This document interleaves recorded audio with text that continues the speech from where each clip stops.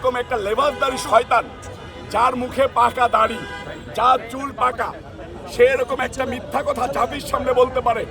এবং তার চাইতে সবচেয়ে বড় বিষয়, যে নারীদের গর্বে আমি জন্ম নিয়েছি, সেই নারীদেরকে সে পতিতা বলেছে।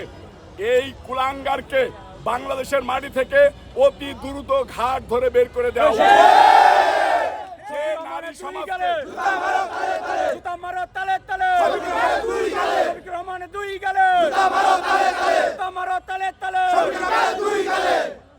যে নারীদেরকে সম্মান করতে পারে না, সে কোনো দলের প্রধান হতে পারে না। যে মা বোনদেরকে সম্মান করতে পারে না, সে দেশের কোনো ক্যান্ডিডেট হতে পারে না।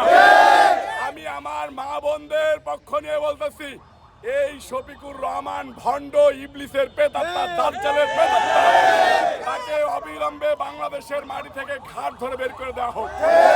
মা বোনদেরকে জাগ্রত করার জন্য বলতেছি, আপনারা রাজপথে নেমে আসেন।